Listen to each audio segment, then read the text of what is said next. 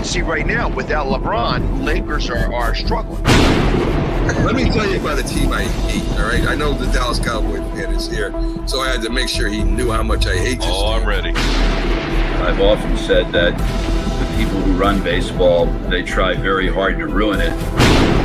I'm from Brooklyn. I don't have a problem saying it to his face. Oh, I'm from Brooklyn. Hey, guess any.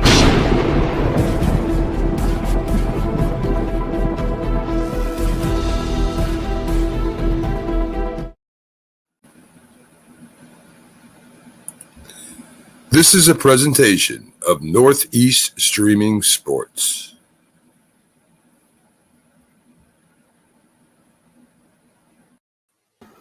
What's up, everybody? It's another episode of Coast to Coast. I am your host, Pags, here in beautiful Clearwater Beach. Well, just Clearwater, Florida. I got Bo with me. I got McLovin. McLovin's going to be on today. He's not getting any hips or knees or anything replaced, right? No, that's Thursday. Gotcha. Okay. So, and happy Tuesday to you, Mom. Hope everything is well.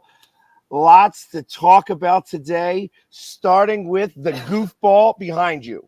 Yep. I tell you, I knew we had to lead off with this. Yeah. Well, I mean, I did a little special video after I announced it to you guys. Like I told you guys because somebody had let me know right away. It didn't get around the ballpark for another hour.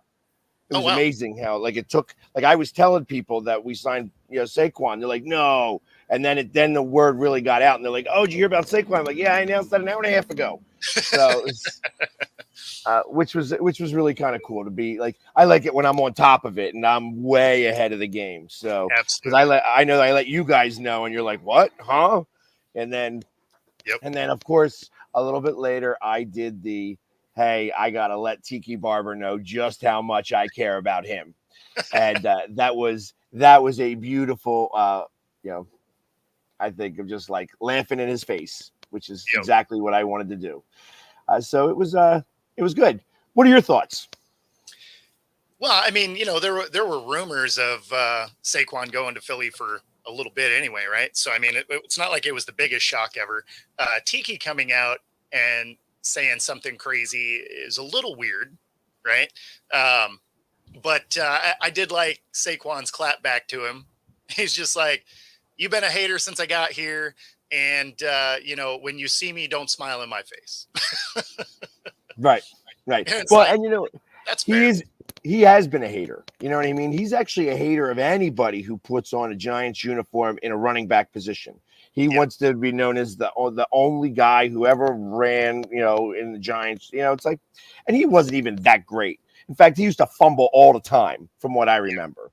So, I mean, he said, "Oh, he's dead. He's dead to him." That's awesome. I wouldn't want it any other way, right. Because it's like, why would we care about the Giants? Your Giants legacy. The Giants almost killed his career, is what the problem is. You guys spend stupid money on dumb quarterbacks. So, hey, listen, awesome. I appreciate that.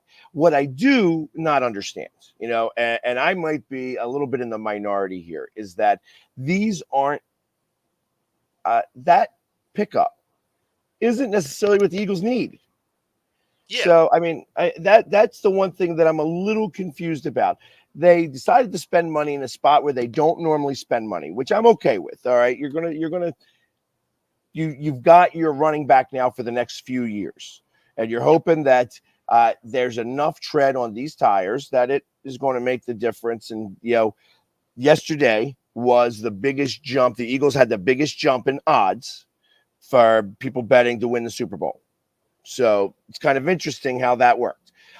And everybody's then turning it around and saying, well, think about McCaffrey, how he all of a sudden became very healthy, and played very healthy once he got to a better team.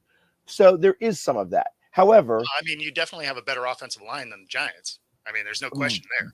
No doubt whatsoever. So, and I mean, obviously we signed Dickerson. We now had, instead of Kelsey being there, we're going to have Juergens, who is ready to go. Like he was the heir apparent anyways, and is very Kelsey-like in the way he does things.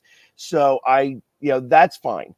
But the defense is kind of where everything has been, like that's where the focus needed to be. And to spend that type of money. Now, I understand they also got Huff, who is, my thought is that he can only rush the quarterback. You can't play him against the run.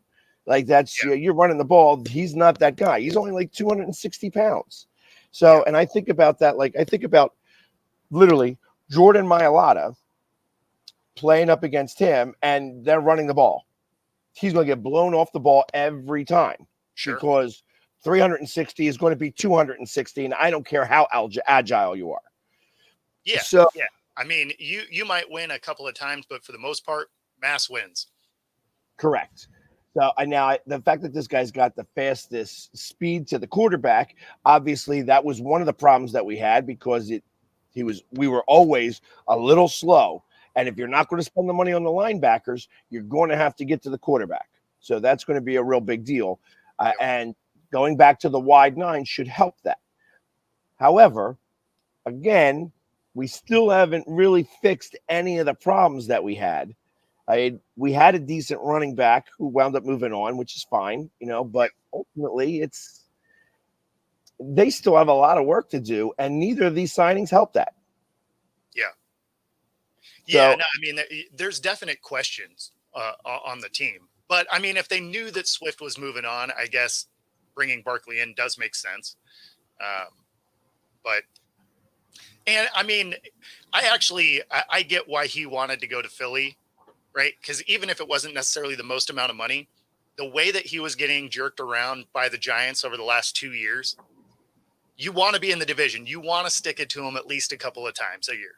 Right. Absolutely. Like if you have that opportunity, it's like, oh, okay, I can go to a better team, and the team that didn't show faith in me, didn't want to pay me, just kind of strung me along. Oh, I can go beat them up a couple times. Yeah, let's do that. Every time I can. I'd love to. Exactly. Anytime we can. So and I can appreciate that. Like there's absolutely something to be said for that. I guess I just, all of that being said, it's still not, that's not what we needed. And that's where I'm getting at this. Like, that's the problem I'm running into, that, hey, we still need linebackers. That problem didn't go away. And if we switch to a 3-4, which I believe that's what Vic likes to run. Vic likes to run the 3-4. So it becomes more of a challenge to be like, okay, now we got to get 4 linebackers. So you could say Reddick's a linebacker. You could maybe put this guy as outside linebacker, edge rushing linebacker, if he can cover some. But he better be able to cover. I don't know him to be able to cover. I know him as a sack specialist. Yeah, it's funny. It reminds me a lot of how we used Jamal Adams, right? Now, he was listed as a safety, but he would essentially be playing that same kind of spot. And he was an absolute liability in coverage. Right. And I would imagine this guy probably will be too. Yeah. Because although Jamal Adams was great at rushing the quarterback, right? Like he was great in that. He wasn't afraid to hit. So he was decent in the run game. Obviously he couldn't stay healthy, but soon as it became a coverage issue, it was an issue. Right.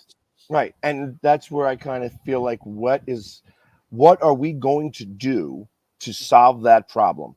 And we better start addressing it soon, because it's going to be an issue. And I will get to the Hulk Hogan thing. I did go there. It was a little bit of fun. I did not sing yesterday. I wanted to just check out the competition.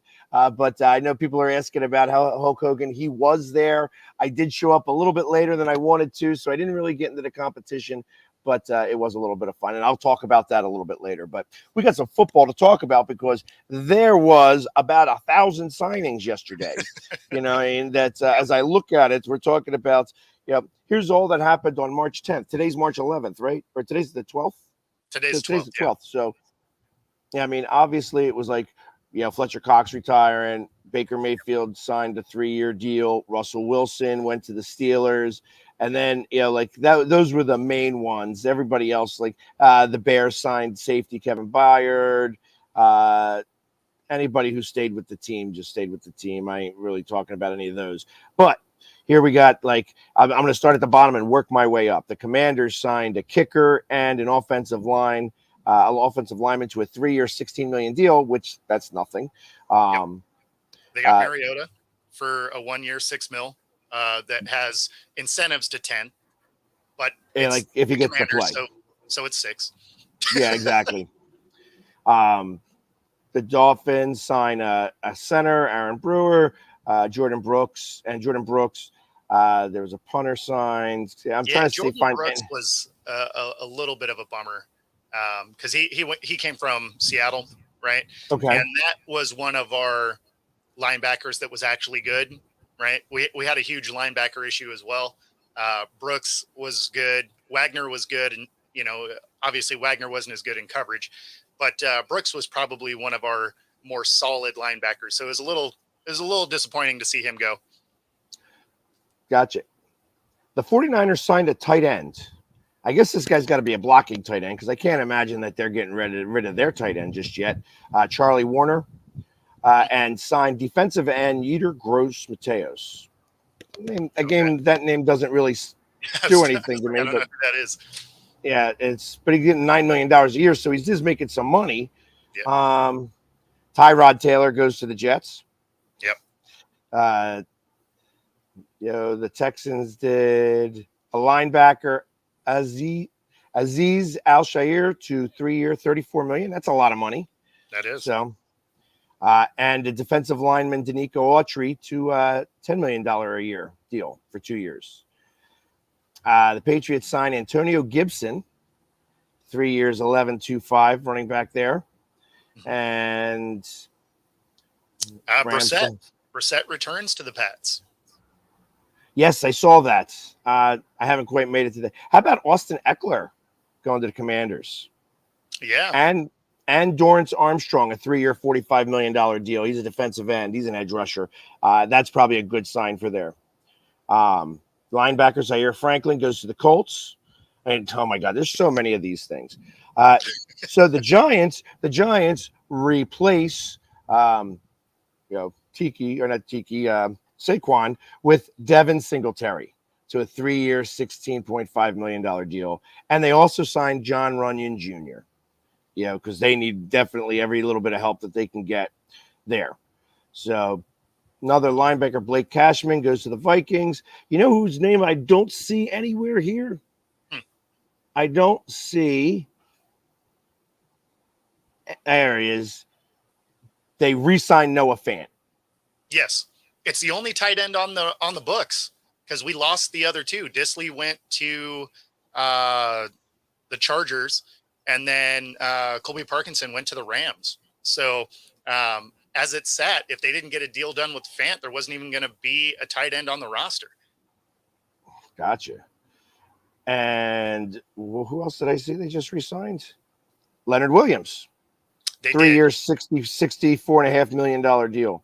That's so that you knew they were going to do because they gave up a second and a fourth to go get him. There's no way you're going to use him for half a year, give up that draft capital and let him walk. So you knew they were going to, clear cap space to sign that guy. Okay. And of course, besides Saquon Barkley, the big thing that happened yesterday was that the Falcons signed Kirk Cousins to a 4-year, $180 million deal. Yep. How ridiculous is that? Hey, that dude's agent is a champ because that guy gets him so much guaranteed money. It's unreal. Yeah, it's that kind of, whatever. 4 years. I mean, he's going to be 39 when that's over, or 40 actually. He'll be touching 40 because he's going to be 36 at the start of this season. Yeah. So, I think he's a significant upgrade from what they had. I can believe that. So, but still, it's Kirk Cousins.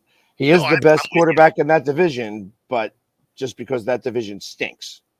You know what I mean? But if you're trying to get into the playoffs consistently and you can get competent quarterback play, right? It doesn't have to be great because your division sucks.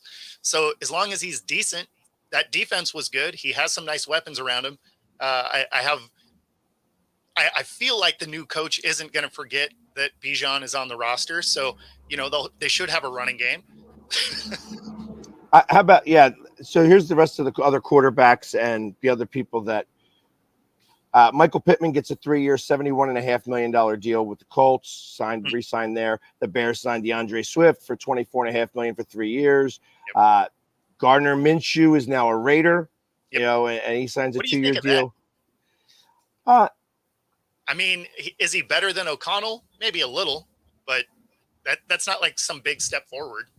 No, and it's, you know what? It's the Raiders, so it's unfortunately he's going there to die, But I think Vegas is more his speed. I think that's just. I think he'll do well in Vegas, anyways, just because it's him in Vegas. Yeah. The Raiders signed Christian Wilkins to a 4-year, $110 million deal. So defensive tackle. So they tried to shore up their defensive line there. Xavier McKinney, 4 years, $68 million to the Packers, and of course Josh Jacobs for a 4-year, $48 million running back. Yep, that was a nice signing for them. Yeah, I especially since you're losing Jones, but you got so much good production out of Jones last year. Why? Like he's been good for you guys. Why change that when you could have got him for maybe a little bit less? I guess. Yeah, I mean, but if you were going side by side, Jacobs is better.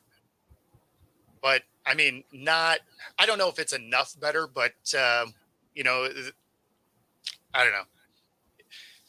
I think they got a little bit better at the position. It was a nice pickup, but I mean, it's not necessarily. I don't know that it changes their win total. You're right. No, I don't think it changes that at all. So, and I think that they're still going to try to trade up to get. I think they're going to go after Caleb. I really believe that. And now I think so, and I think that they are dumb enough. I'm saying the Raiders. The Raiders are dumb enough. The Raiders. Yeah, I thought you were talking Green Bay. I was like, why would they do that? I'm sorry. I looked decent at the end of the year. Yeah, no, I'm thinking about the Raiders because I was just talking about the Raiders, but then then we switched over to the Packers. But the Raiders, I think the Raiders are dumb enough to trade up. I don't think that the Packers are going to obviously trade up. They got Jordan Love. Jordan Love's their guy. He looked decent, especially going down the stretch of the year. I mean, I feel like you have to stick with Jordan Love, see what he has. Well, I mean, obviously you waited him out. You waited Rodgers out for this. So obviously it's worthwhile there.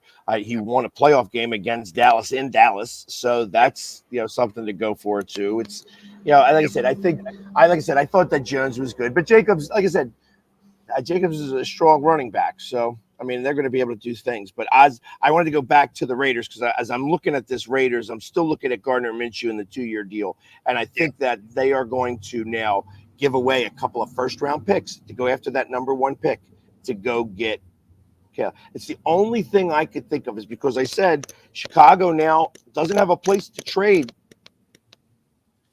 their quarterback. They have nowhere for their quarterback to go. So they're stuck with the market was great anyway. Well, it was Raiders, and like I kind of thought the Raiders, and I kind of thought of Steelers Atlanta. maybe. Yeah, Steelers could have, Atlanta could have, right? But those dominoes had already fallen. So now you're looking at what you might get. I mean, the other guys that need them have high enough draft picks. They're going to get one of the 6 guys. Right. So, but I think that the Raiders will give up a couple of first-round picks to get that number 1 pick. And that means that's going to move Chicago down to the 9 and 10 spot. Yeah. So, which I don't know is enough. Do you trade back up to the maybe, to the Arizona pick? Do you trade 2 picks up? Would you trade the 9 and the 10 pick for the 4 pick to try to get the wide receiver? Yeah. No, because there's some other receivers in this group that are also really good. So I think even sitting at 9, you could still get one of those guys. Okay, but he's not Marvin Harrison Jr. I mean, there is a significant drop off when you go from him to the next wide receiver on the bunch. Sure. So, but here's for Eagles fans: Jalen Reagor has a job. He got signed by the Patriots for a 1-year, $1.3 million deal. Jameis Winston is a Brown. Yep. He signed for a 1-year deal. Marcus Yep. Mariota, we already mentioned. And I mean, that's it. Aaron Jones. Aaron Jones actually winds up going in the division to the Vikings. And Sam Darnold is going to the Vikings. Here's one, though. The Bengals traded Mixon to the Texans. Oh, I didn't hear that one. Okay. Yeah, that one. Right on. Yeah, so it was. I mean, that's on my list right here. So that's an interesting one. It doesn't really say what the trade was for, but that it occurred. So I think that's that's actually. I know that they were in that Saquon situation, so maybe this is what resolves that issue for them. Yeah. And that's all the transactions that I have so far. I mean, it's like there's going to be a lot more that happens. Obviously, anybody who was the Brian Burns one was kind of crazy to me. So they don't want to spend money on a running back. They don't necessarily want to address some of the things they need, but they're going to drop a grip on Brian Burns, 5-year, $150 million, 87.5 guaranteed. And the Panthers get a second and a fifth. Now, obviously the Panthers needed to move on from him, but just an odd spot for the Giants to now finally spend some money. Yeah, well, I mean, just because everybody else is spending some money, I guess they have to. They got to keep their base a little bit happy, but it's been. Oh, you didn't like that, Sonia?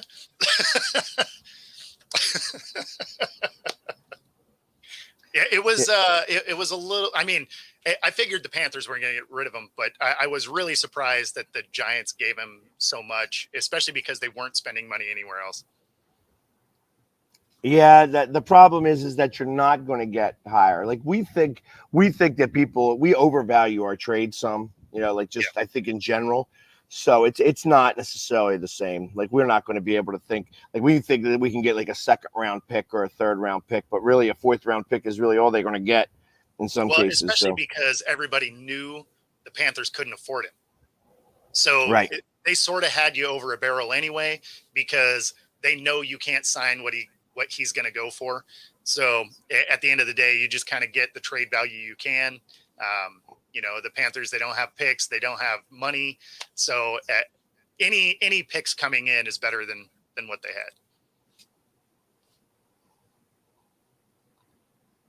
had. The Dirty Birds are going to dominate. I don't think so.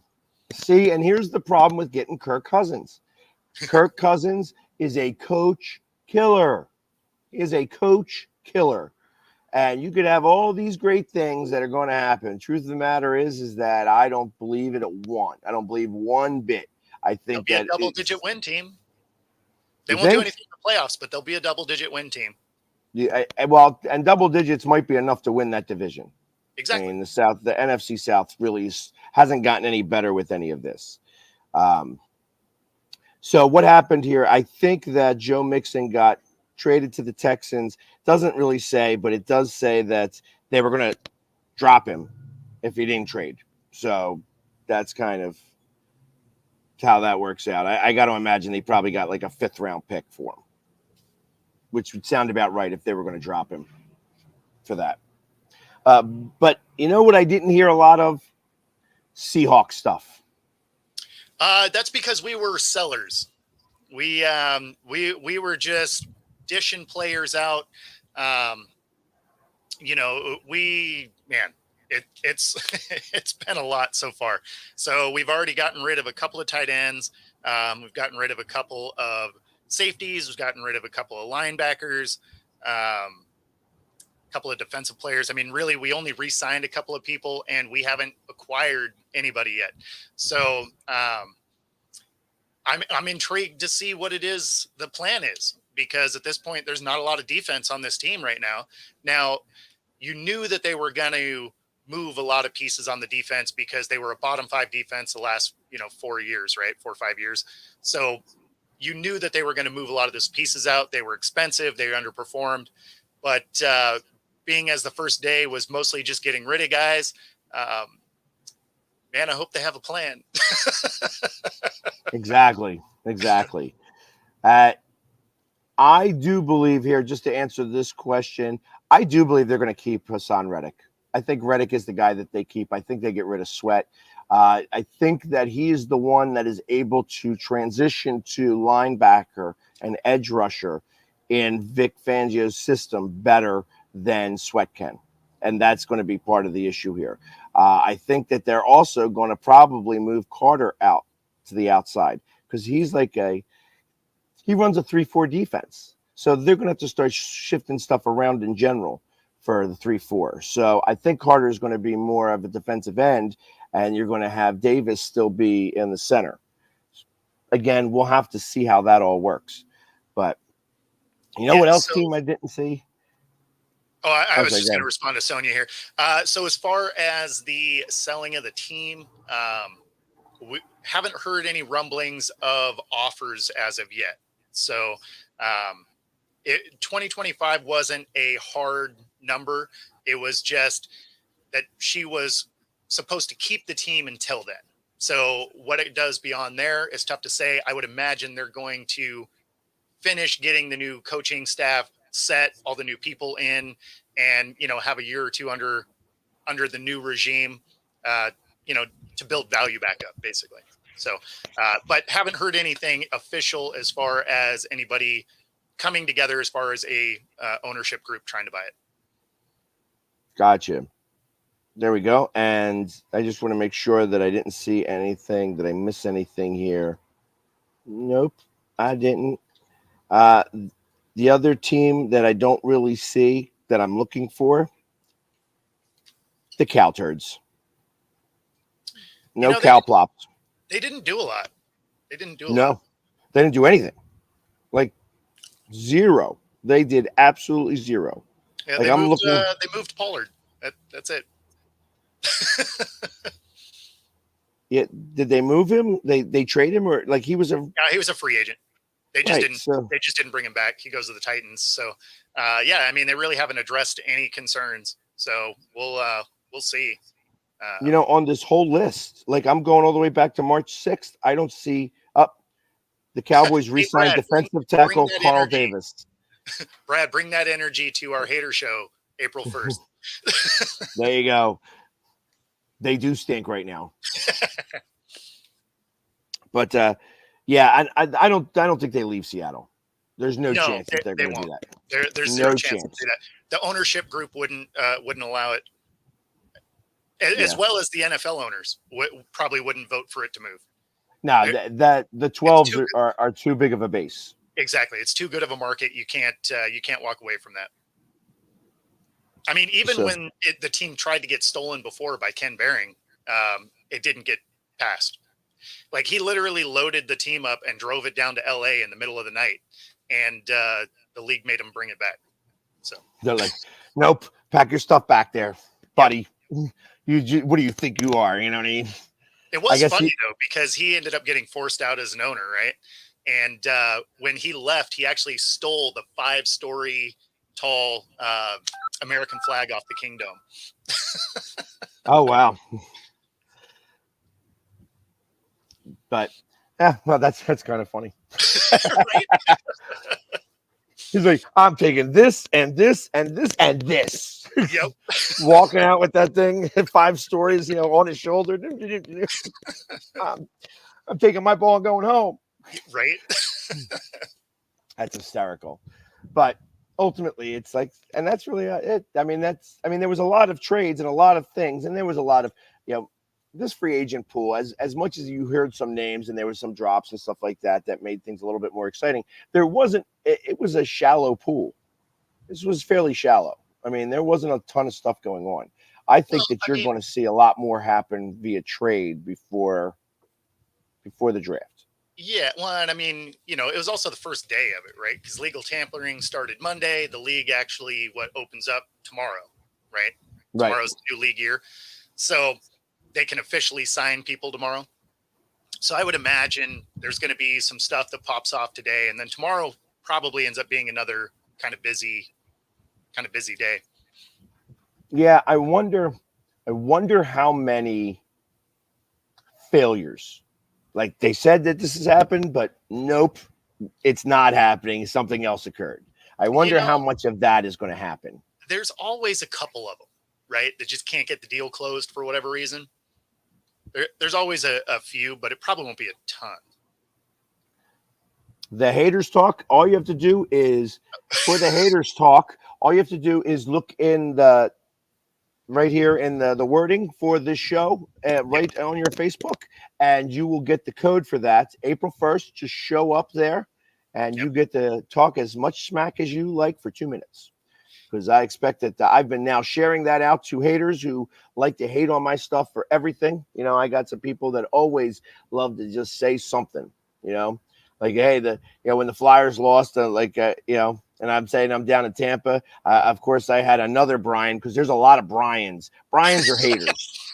Brians are haters. I think that's a real thing. So if you're a Brian, you're a hater. Just how it is. And, and I said to him, he's like, stay there, mush. And I'm like, that's like, if I stay here, then who are you going to be jealous, of? And really, you should make sure to join the show on April 1st. So there you go, Brad. Follow me there on Twitter, and I will make sure that I send you the link directly. There you go. Perfect. Because that day we will be sharing the link out to the show.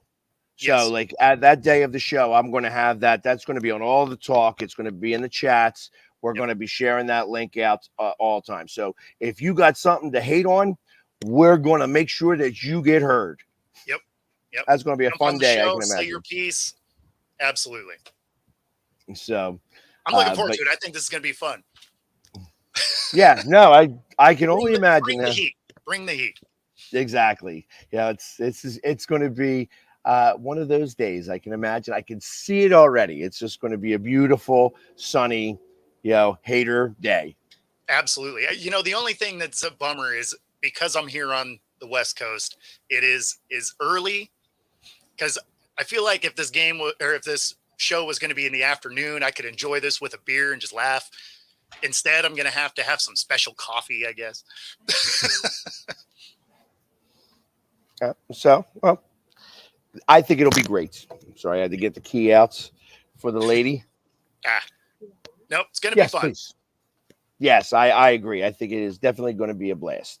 So, unfortunately, I will not be down here because then I would be able to see, I don't care about what all the hates because I am in sunny Florida sitting by the pool over here and enjoying myself. So, but anyways, with all the football stuff, obviously I went to the baseball game yesterday and it was cool to actually see Wheeler looked great, for 3 innings. He threw 42 pitches, which is, I feel like right in line with, him starting the season and stuff like that. He's right on schedule, I think, to be able to do the things he needs to do.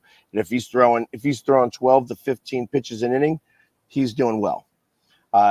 Obviously, they didn't score any runs. Nobody scored any runs until the 8th inning. So it was like 2 runs scored by the Yankees. 9th inning, we scored a run back, and we had the bases loaded, and the ump wanted to get out. He's like, there's no chance we're giving this a tie here. Because he definitely called that last ball a strike, not to walk in the run.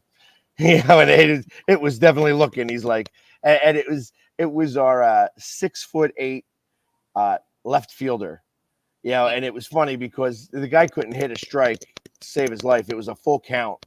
And it was like, this guy's got the strike zone of size of Texas and still couldn't throw a strike.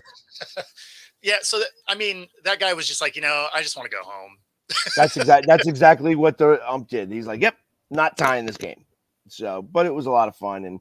And then, of course, I went out to the Hulk Hogan thing yesterday, which was, it's kind of cool. You could look at the video. Like I said, I got there kind of late. So he was up on the stage.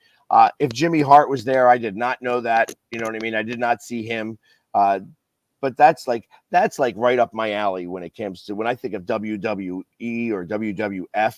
Like I remember Bob Backlund. I remember Bob Backlund losing to the Iron Sheik. I remember Iron Sheik having the title for 1 month, and then he lost to Hulk Hogan, and that was after he was Thunder Lips in the Rocky movie.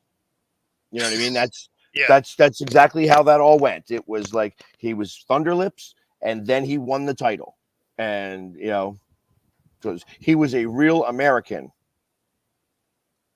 Who fought for the rights of every man. Right. So, but but that's when wrestling was great. Now, not that wrestling isn't good right now, but we're getting closer and closer. We're less than a month away from WrestleMania 40 in Philadelphia. So it's going to be a good time. I am going to be there for that. Jordan Montgomery. I don't think so.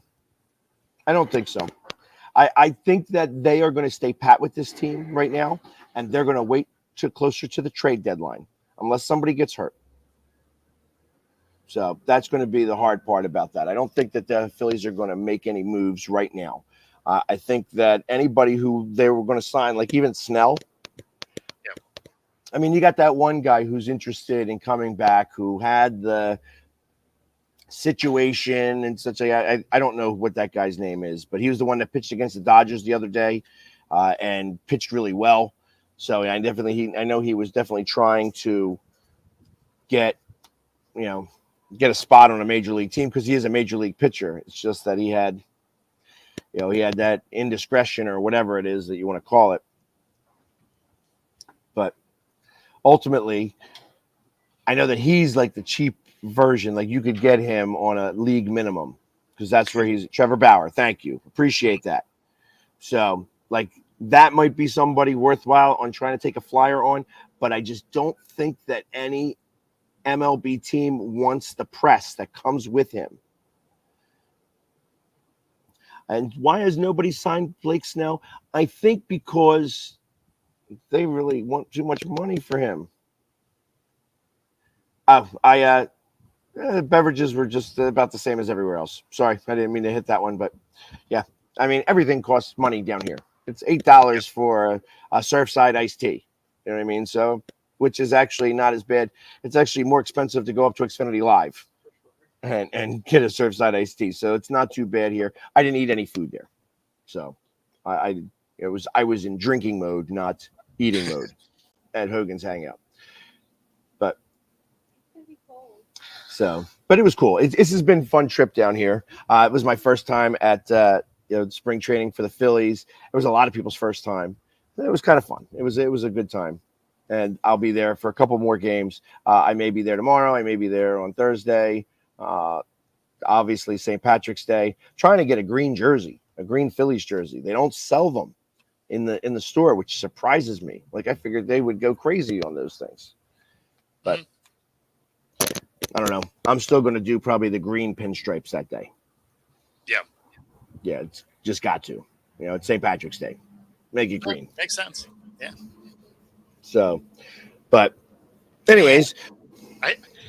I was looking at what the current standings were for the Mariners because I didn't look. We were like 1-9 the last time I looked, and now we're 5-11. Look at us turning it on.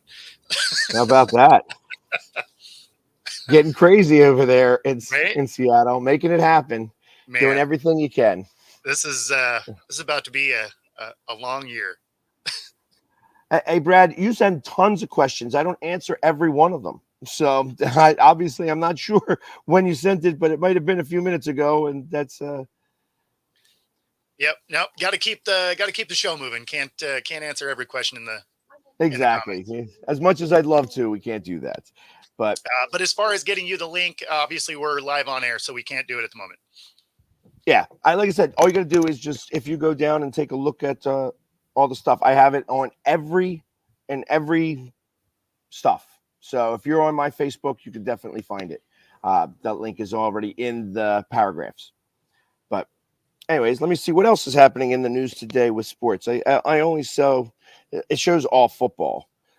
But well, that's because football kind of dominated the day yesterday.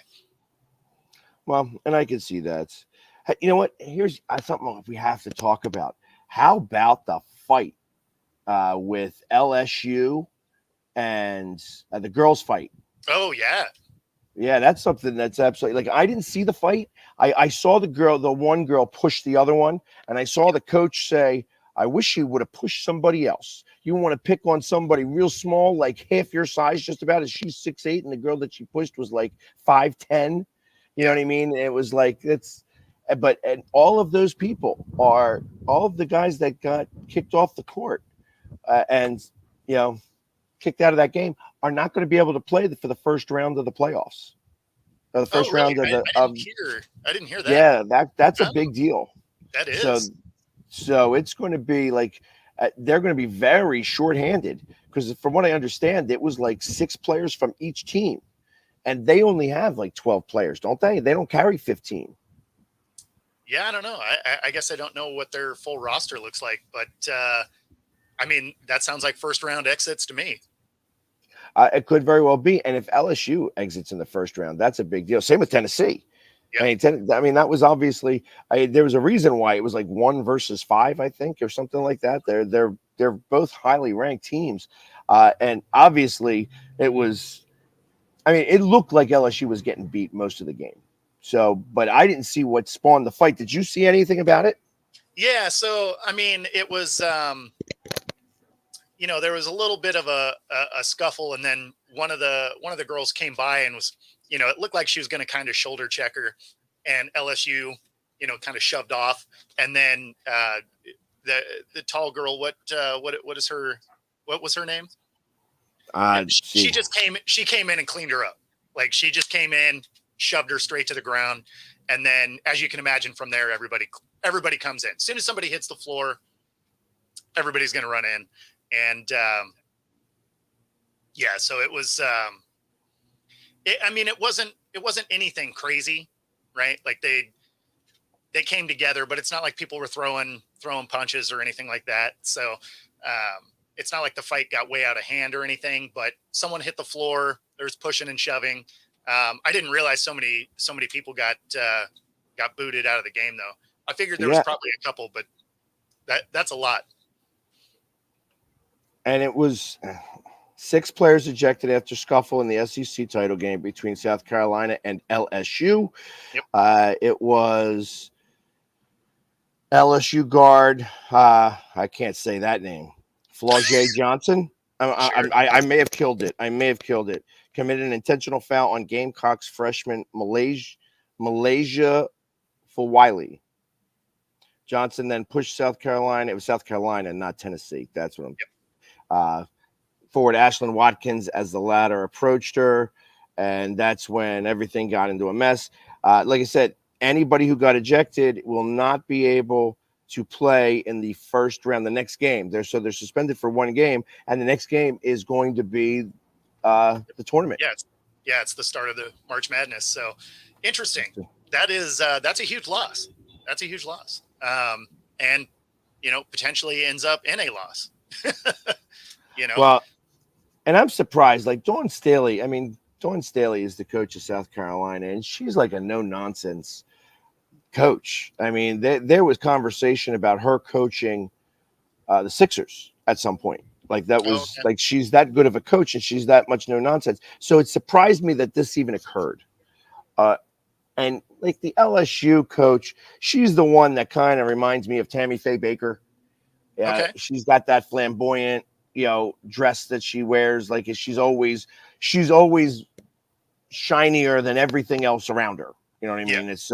That's kind of how I guess she's got the Tammy Faye Baker part of her. But she's also a great coach. I mean, obviously they won the championship last year. So this is this is a big deal as to set the tone for the tournament moving forward. But it's some of those players ain't going to play. So I wonder if how bad it's going to be. Interestingly enough, the starting 5 that was for LSU, none of them, I believe, did get ejected. Oh, no. Remaining players for LSU was Johnson, Reese, HVL, Williams, and Morrow. For South Carolina, it was Watkins, Fulwiley, Fegan, Hall, Raven, Johnson. Everyone else has been ejected. Wow. So they ejected both teams. It says only 6, but that's how do you 5? There was only 5 left on each side. just enough for each one of them to. So they could finish the game, right? Right, They were going to bounce everybody, but they're like, everybody's here. Might as well finish the game. Actually, now the rule states that if you don't have enough players on the team, you play with less. Yeah. So if they didn't have 5 aside, one would have played with 4. Imagine if it was just 1-on-1. Full court 1-on-1. Let's do this. That's good. That'd be kind of funny. Or like even 3-on-3 even. I mean, because it was a 6-point game at that point. I mean, it was over. There was really only like 2 minutes left in the game. Yeah. And you thought that South Carolina had it under control. It wasn't anything like that. But Derrick Henry to the Ravens. I am looking for that right now as we speak. Yeah, the sticking to basketball. Let's see if I can get this queued up here. Got the coach of Utah State. Let's see, Kyler Ard. She ends up losing, and here we'll play this clip here. Roll the clip. How do you plan to rebuild for next season? I'm not going to be rebuilding. I just coached my last game at Utah State. I spoke with Diana, and they're going in a different direction. I respect her decision. I hope they get a really good coach in. So I did see that. So here's my issue with this, right? Like you get fired between the game and taking the podium, which is not a lot of time, right? So they don't prep the rest of the media, right? And the thing that's wild to me about it, like if this was done and like she handled it as professionally as you could have, but if you're the AD that just fired this person, like you should take the podium and be like, yeah, we're moving on or whatever. It seems crazy to me to be like, yeah, so on a side note, you're fired, but I do have another job for you to do. You don't work here anymore, but I have more work before you can go home.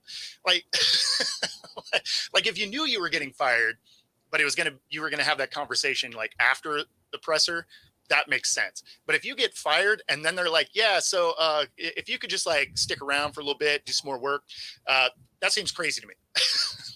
Like that AD should have went in there and been like, yeah, we moved on from our coach. We appreciate everything she did, blah, blah, blah. You know, the normal BS that they say.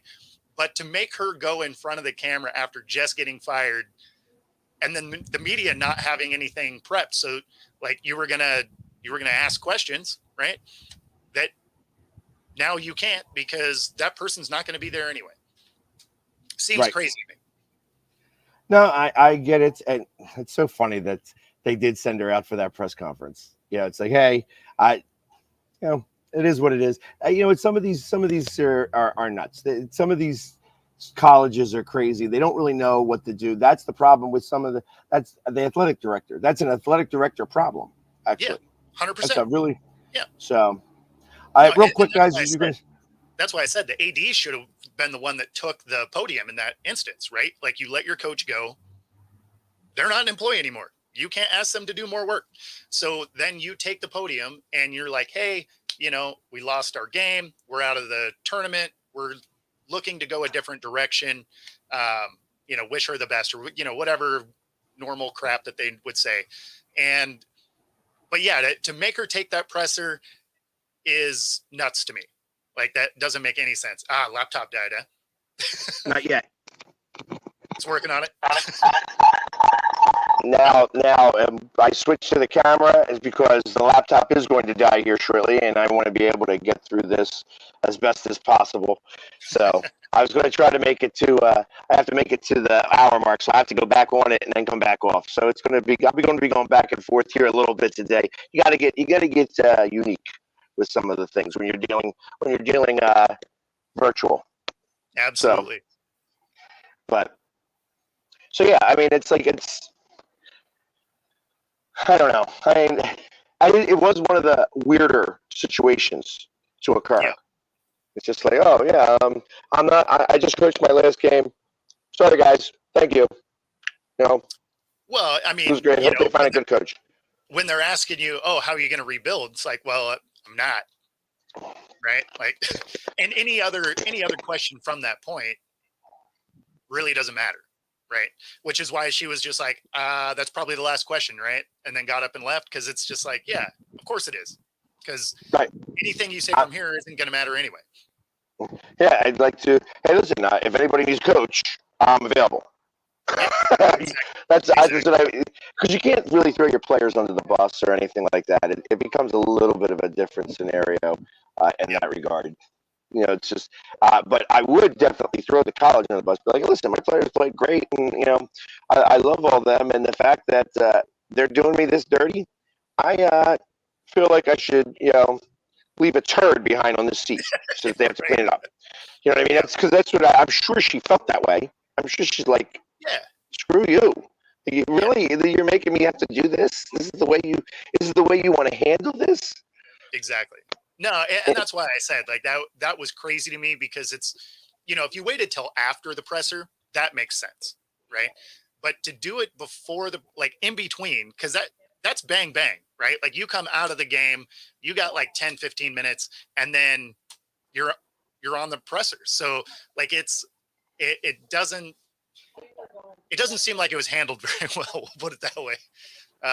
Yeah. So I don't know. It was newsworthy. Check your headphone jack because you're kind of popping when you talk. Still? Yeah. I don't know if maybe it's a connection issue or something, but you got kind of a weird sound here for a little while. It's when I have them both open. I'm gonna switch up again just because I had to go through.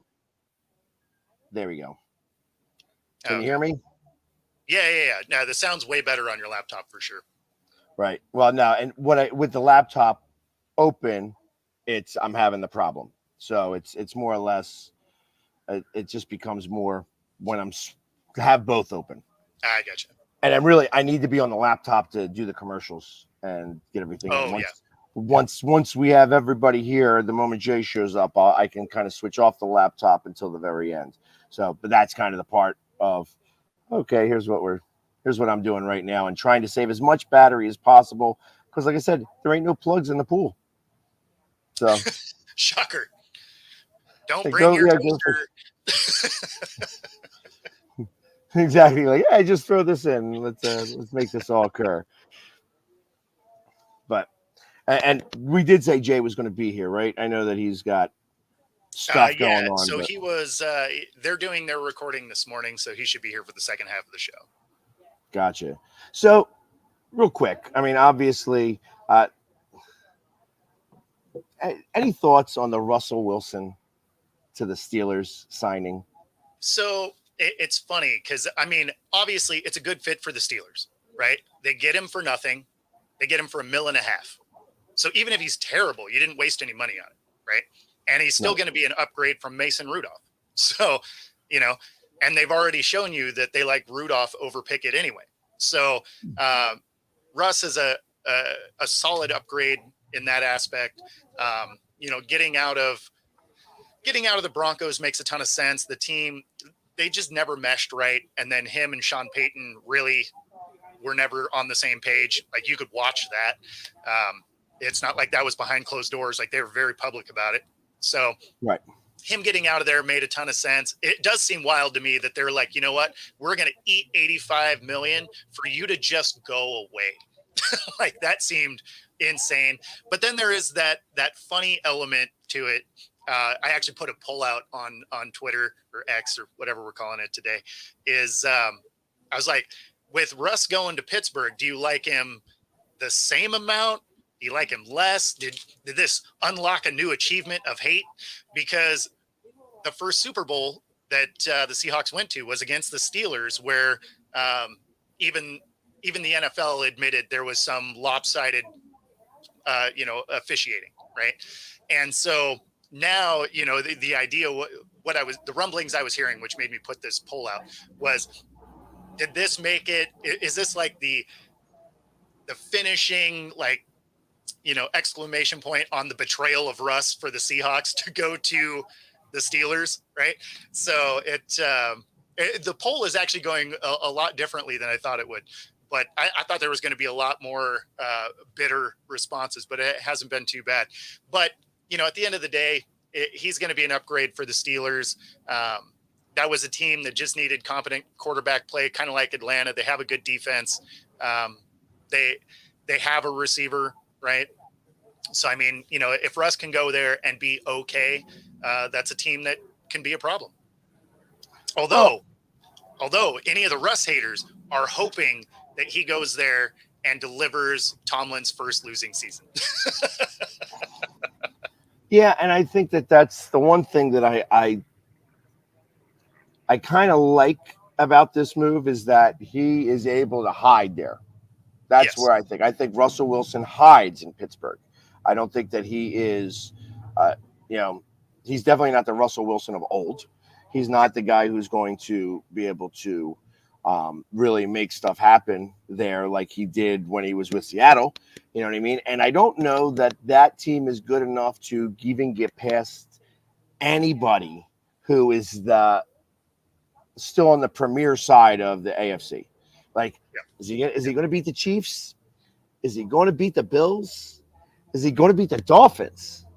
You know, as I start to think about the defense could beat the Dolphins, especially because the Dolphins defense has gotten worse, right? They did lose some players, and it's not like it was an elite unit anyway.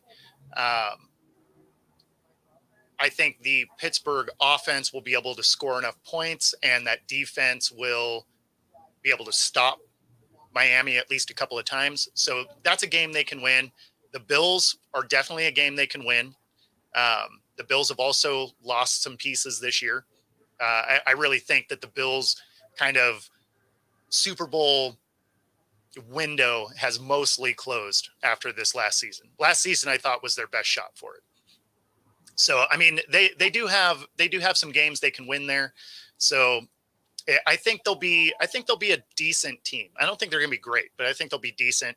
And with Russ being capable, right? Like, he doesn't have to go and play hero ball. He just has to take care of the football, which he generally does. Right. Well, like I said, I know that they're good enough to be above 500. Yes. And obviously that the ownership of the Steelers is getting tired of being first round exits. You know, they want more from, you know, and how do you fire a coach who's never had a losing season? I guess. Although they were talking about it. Yeah, it's like, I guess it's like, hey, it's actually, they wanted him to resign. Yeah. And he's like, he played the wolf. I'm not leaving. Yep. So it's, which I think is kind of, you know, like I said, when you haven't had a losing season, it's really tough because I got to imagine anybody would want him, but the list would be long. Yeah, he's an affable enough guy that he would absolutely probably go to television for a year before he'd go. Yeah, I don't think he would just go from Steelers, let go, and not take a year off.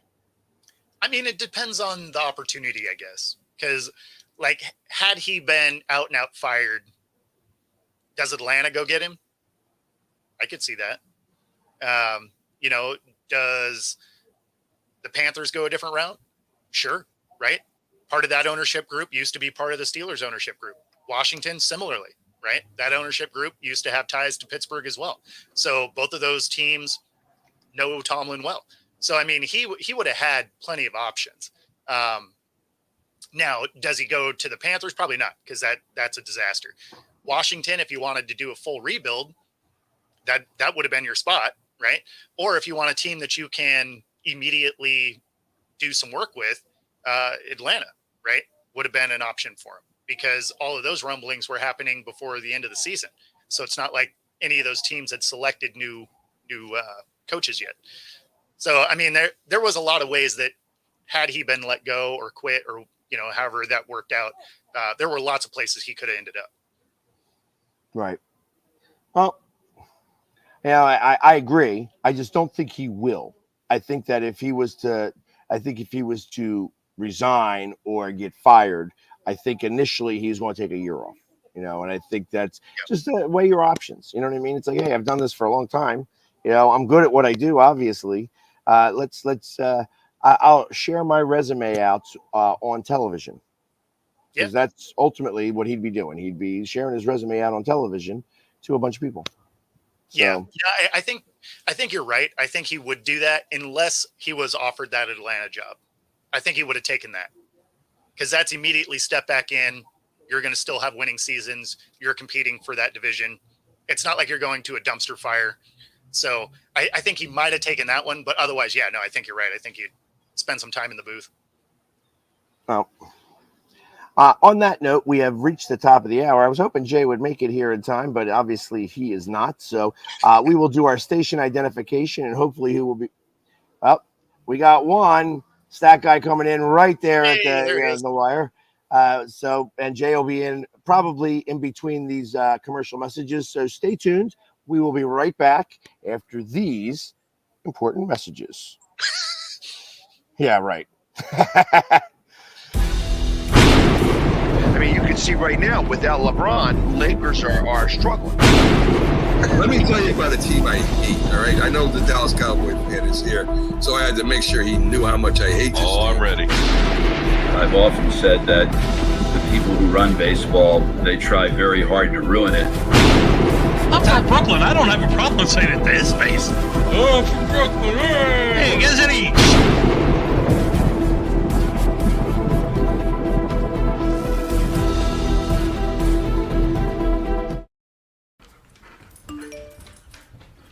Trisha's having a sleepover tonight. Can I go? I wonder about Lucy's friends. What should I say? I know you're only 10, but one of these days a friend will offer you a drink. And alcohol at your age can lead to so many things. None of them good. So can I go to the sleepover? Lucy, I want you to promise me I something. finished my homework. Bigger promise. If there's any drinking, I want you to say, "No thanks, not my thing." Mom. I promise you, your real friends won't care. Deal? Sure. Really? I promise, Mom. They really do hear you. Did you pack your toothbrush? For tips on how to start the talk, visit underagedrinking.samhsa.gov, a public service message from the Substance Abuse and Mental Health Services Administration. Sometimes, all you need to change your life is a sign. A sign that says, "Hank, this is the place you've been looking for." And sometimes that sign is an actual sign that's mounted to a building. 1 second, I'm looking at a sign. I know what you're thinking, and no, I don't love B-dubs just because I'm a buffalo with wings. Frankly, that's offensive and reductionist. Cause this place, come on. It's like they took beer and made it into a place and then gave that place sports and chicken wings. And the people? Cuba. The best. Oh! What the is going on, Marty? This isn't a game. This is trivia. Yeah, this place is kind of like heaven. You know, without needing to get hit by a bus. Let's go, sports bar. Supporting the needs of our veterans. That's the goal of all of us at Team AmVets. Like Mitch, Carlos, and Kevin from our Welcome Home team that brings furniture to our vets. We are Team AmVets. Or Linda from our thrift stores who brings you great bargains every day. I am Team AmVets. And John, who picks up your thrift store donations that support California veterans programs. I am Team AmVets. Visit our website or a Team AmVets thrift store to donate or shop today.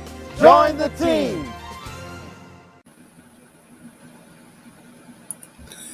This is a presentation of Northeast Streaming Sports.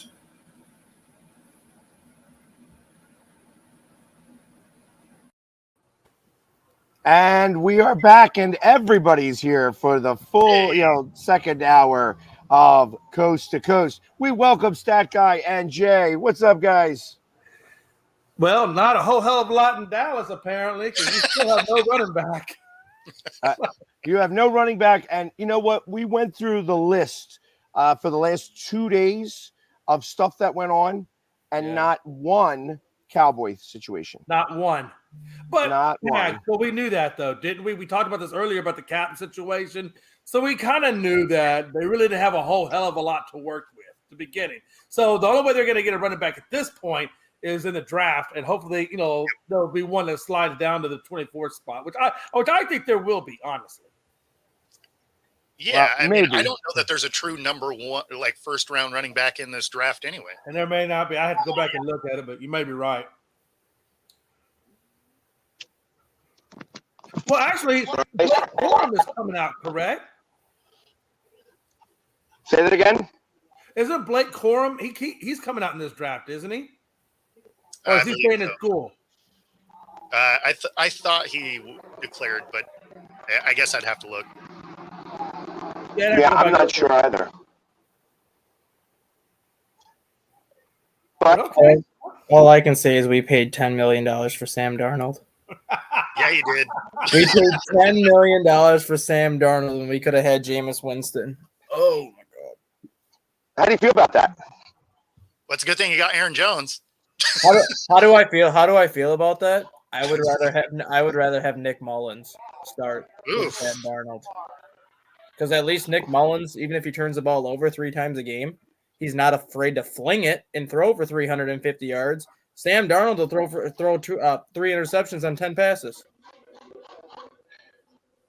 I thought Sam Darnold was a little bit better than that at what was he in Carolina? Carolina. Mm-hmm. 6 games that he played in Carolina, yeah. But then he went to San Fran, and now he's in Minnesota. Yeah, I mean it. So when he was with Carolina, though, it's not like he out and out won that job. Like that was quarterback by committee. Yeah, which means you're not that good. Baker Mayfield was the starter. That's even worse for him, right? When you can't even win a damn quarterback by committee, and you're supposed to be the guy, and you're giving $10 million to. What Sam Darnold's always going to be known for, though. Yeah. what Sam Darnold's always going to be known for is he lost his starting quarterback job to statistically the second worst quarterback in the NFL. No, he's going to remember for ghosts. That too. But if I'm going to spend $10 million on a quarterback for 1 year, I would have gave it to Gardner Minshew or Jameis Winston, because at least Gardner Minshew has shown that he can win, and at least Jameis Winston isn't afraid to chuck the ball downfield. I don't even know what to expect out of Sam Darnold at this point. So I think that domino dropped after the other two had already found landing spots, though. Yeah. No, because Winston signed this morning. Okay. So Winston was still available. Oh, yeah, Winston was available until about 11 o'clock this morning when he went to Cleveland, which is why I'm like, if you're going to spend $10 million on Darnold and Winston signed for 8, wouldn't you just give Winston 8 and be like, come be our starter? I mean, didn't you just say you were worried about picks, though? That's what Winston does. Well, I'd rather have a guy that can throw the ball downfield, though. Like, Darnold is afraid to throw the ball downfield. When you have a guy like Justin Jefferson, you can't be afraid to throw it downfield. Yeah, but Winston has a 30 for 30 every year, and it's not on ESPN. No, but I mean, that was the big thing, though, about Darnold. Is Darnold has a cannon for an arm. He's just everything else sucks about him. Yeah, like I would. It would be great throwing downfield if you got a cannon. If your accuracy's not good, though, I guess what difference does it make, right? Well, and what the Vikings have, the 11th pick for now, and now after this, I'm not gonna be surprised to see if Minnesota tries to move up to Atlanta's spot at 8. Now that Atlanta's got Cousins. Yep. Because if Minnesota, I guess, is trying their ass off right now to move up, whether it's the top 10, top 5, and now that Atlanta's got Cousins. 11-8 seems like the most likely spot at this point, but you could even see Minnesota try to get to that number 6 spot where the Giants are picking. Well, I mean, as I was saying earlier, obviously they picked up Minshew, the Raiders, but do you see, I think that they are dumb enough to trade a couple of first-round picks for Caleb Williams. Caleb Williams is trying to go there, and now that Chicago is stuck with Justin Fields, because there is no more location for him to go unless they try to trade. Where? Minnesota. I'm at the point now where if I'm Minnesota, I'm trading for Justin Fields. What do you have to lose? But you just have nothing to lose because you can Darnold though. You can literally have Darnold as your backup if Justin Fields doesn't work out, and you can still draft a quarterback at number 11. You have nothing to lose if you're Minnesota. Since you're a Vikings fan, where's Justin Jefferson going? That right now, I think he stays in Minnesota as long as Minnesota drafts the quarterback he wants. Okay.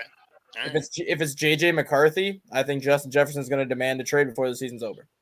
But if it's somebody else that he wants, I think he works it out. And it's like, as long as Darnold's not the long-term option. That's why I said at this point, what do you have to lose? You bring in Justin Fields, who's on the final year of his deal. You have Darnold, who's on a 1-year deal. You can still draft somebody at number 11, but at least Justin Fields gives you a fighting chance because of his athleticism to make things happen that Darnold can't do. Would you think that Chicago would trade Justin Fields in division? I mean, Detroit did it with Hawkinson. Yep. And it worked out for Detroit quite well because they got Laporta out of it, plus an NFC Championship berth last year. Honestly, that trade worked for both teams. Yeah. I mean, if the Bears are sold on Caleb Williams anyways, you're going to have to take what you can get for him. So the other thing that's happening in Chicago that we didn't mention is that they have allotted $2 billion to the site and a site for the new stadium. Mm-hmm. So they are going to start investing some of this money, and it's about time because I went to Soldier Field and I thought it would be better than it was. It sucked there. It was not a very good stadium. It does suck. I mean, other than the fact that it was cold, being in Chicago, it's, obviously it's going to be cold in the wintertime. When you're in December in Chicago, it's chilly. You know what I mean? That's kind of what happens. But I thought that it would be a better spot, and it's just like I thought it would be like iconic, like it's Soldier Field, like it's Right. I still hear Pat Summerall saying Soldier Field, like you kind of look at it it sounded to me similar to Lambeau Field, the frozen tundra, and like Soldier Field was like this iconic spot. It was not. And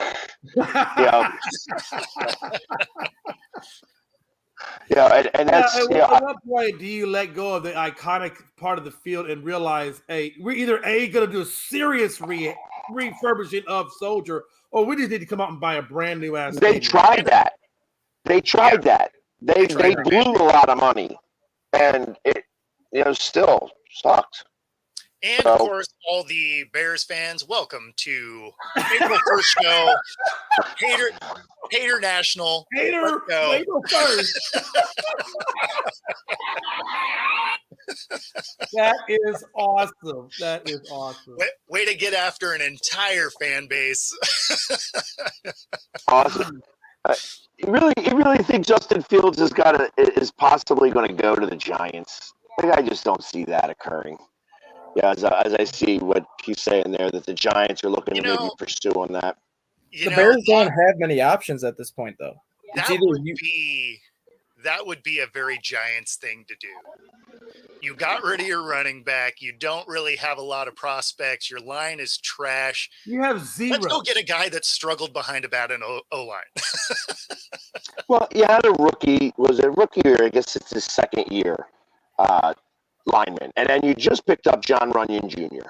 Mm-hmm. Now, which is an upgrade, definitely. It's definitely an upgrade for that offensive line.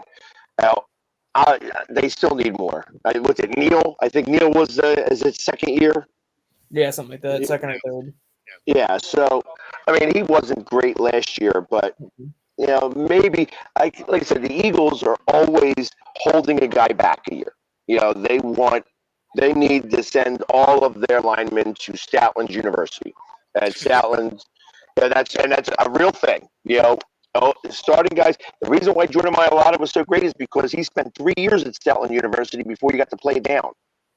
Mm-hmm. You know what I mean? And he ate, drank, crapped, and slept playing offensive tackle on either side.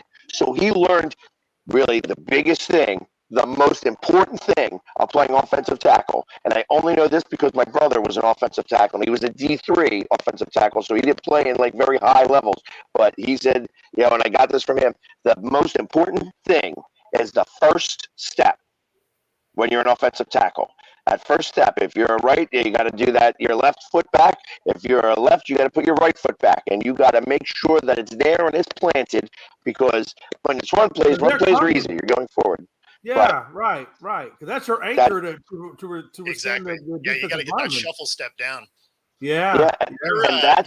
Your sound is still really messed up. Is it? You're popping as you talk. All right. How about now? Yeah, I mean, That's it's better. better. Yeah, it's better. That's better. I don't even hear you guys at all. Hold on now.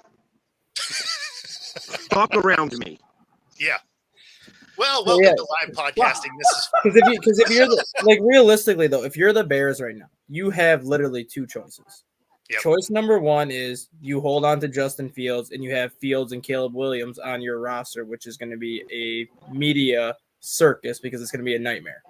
Yes. Option number two is you have to trade him for what you can get. You cannot just release him and not get anything for him. And realistically, the only teams right now that are in position that need a quarterback are the Giants, because I think they regret every single penny of that Daniel Jones contract. Yep. Minnesota, because they have a bunch of quarterbacks on a one-year deal and they're expected to draft somebody for the future. So that's still a one-year spot where he can potentially save his career and maybe sign a multi-year deal next year. Or option three is Vegas, because it appears that Aiden O'Connell they don't trust. They just brought in Gardner Minshew as a bridge. But with Luke Getsy as the OC there, that's obviously probably not the best spot for him to go because of what just happened with Luke Getsy the last 2 years. So really the two options are the Giants or the Vikings. Or you hold on to I know they got Howell, but are they really sold on Howell? Well, they're gonna take a quarterback number two. It's gonna be either Drake May or Jaden Daniels that Washington is gonna take number two. Well, and Mariota went to Washington also. Yeah, so I mean Washington's that's right. I did see that.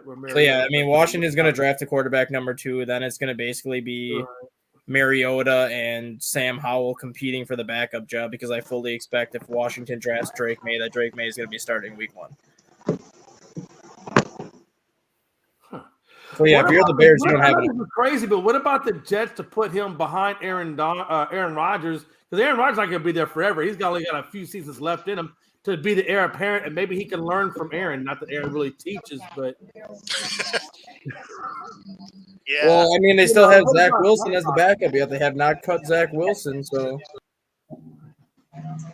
Yeah, I mean, you have to imagine Wilson's going to be out of the room. I don't know why you'd keep him. At this point, you've repeatedly shown that he's not your guy. Oh, absolutely. He's repeatedly shown that. Yeah, I would definitely. That's one guy I would for sure cut and let him pick up somewhere else if he can. Yeah. I mean, I thought the Jets should have went after Jacoby Brissett, who just signed with the New England Patriots, because I think Jacoby Brissett would have been the perfect backup for Aaron Rodgers. But let me ask you this though: if that was in their mindset to trade Justin Fields, would we already be seeing rumors or rumors out there that hey, they're trying to? I mean, wouldn't that already be kind of?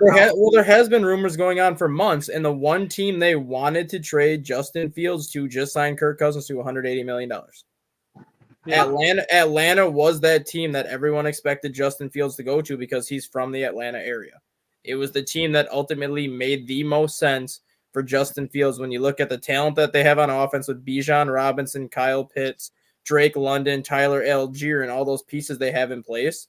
It was the deal that made the most sense, but the problem was Kirk Cousins was also linked to Atlanta, so the Bears had to see what was going to happen with Kirk Cousins. If Cousins would have signed with Minnesota yesterday, I guarantee that Fields would have been traded to Atlanta today. It's the fact that Cousins signed that deal with Atlanta for as big as it was that literally just kills that Justin Fields market. Do you think that Atlanta, is going to have Byron Morris give all that money to Kurt like that? No, just because it's not getting the quarterback in the draft and just find a really good one because they drafted like 3, right? Oh, they're 8. Oh, Atlanta's at 8. Yeah, yeah. I mean, they can get a good quarterback at that position, and from the way it sounds, Kirk Cousins' contract is mostly front loaded. Yeah, it's $100 million guaranteed. So it's not a fully guaranteed contract like his last 2. It's front loaded where he gets $45 million this year, $35 million next year, and then $20 million in year 3. So year 4 is not even a guarantee at this point. Yeah. So I mean, if you were to go ahead and draft somebody, which they likely would, about the time that you have to worry about that quarterback, potentially getting money, Kirk is done. So, I mean, the way they structured it, it actually makes a lot of sense for Atlanta.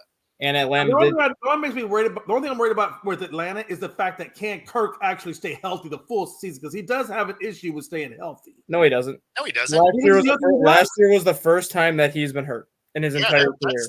That's the first. Yeah, it's like the first snaps he's missed. I thought he had 2 seasons where he was battling injuries. No, he's been one of the most durable quarterbacks in the NFL, and that's one of the things that That's one of the things that the NFL does not give that man enough credit for.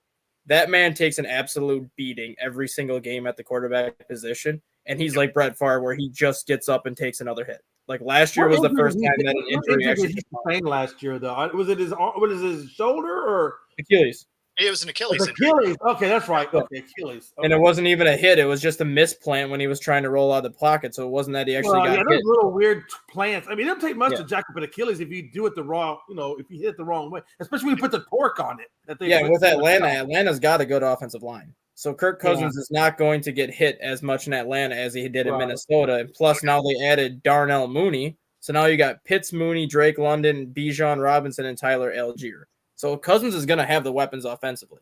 Oh, he's definitely got the weapons. I mean, he's got the big three, right? He's got the tight end in Pitts, London at the wide receiver 1, and then he's got Robinson as a great running back, and he's got a good offensive line. I mean, you're right. He has everything he needs. If he can't be successful there, then it just wasn't in the cards for him. Well, and in that division, like he literally could be trying for one of his best seasons of his career.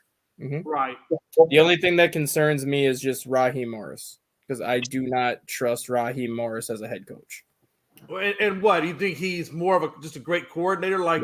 I think he's like the Josh McDaniels of the defensive side, where he's always going to be a great defensive coordinator. His defenses are always going to be top 10 caliber defenses.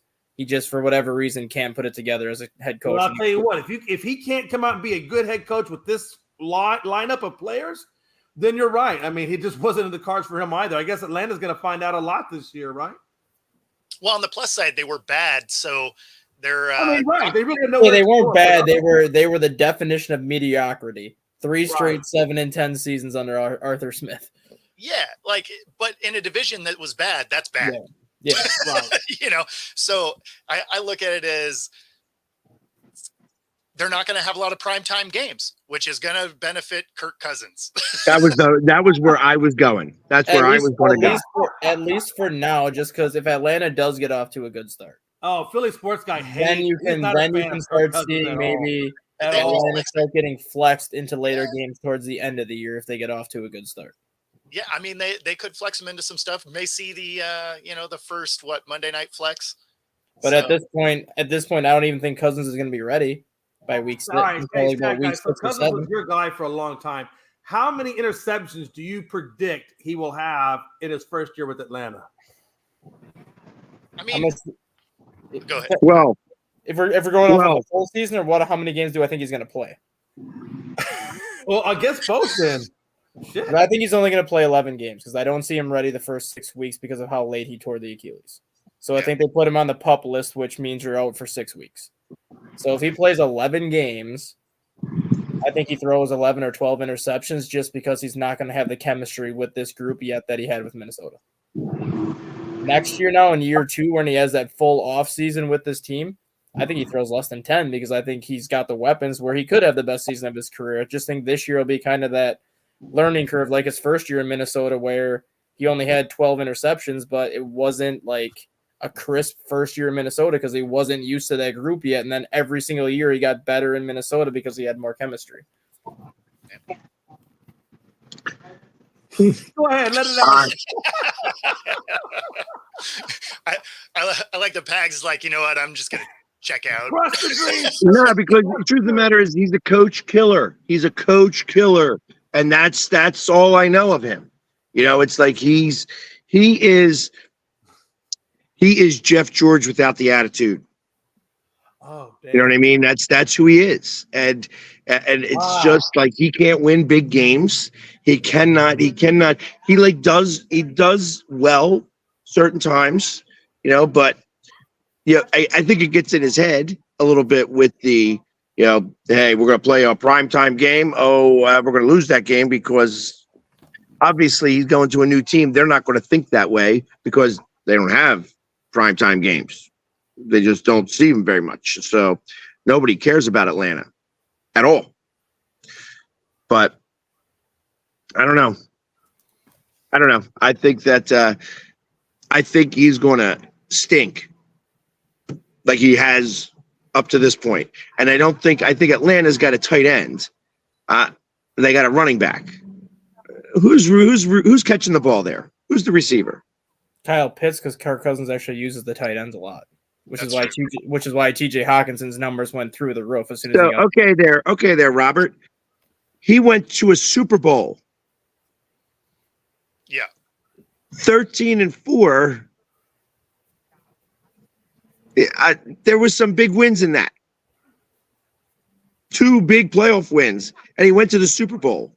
Yeah, I mean, that's the big thing with Cousins, right? Is he has 1 playoff win, period. Right. Total. Right. For his career.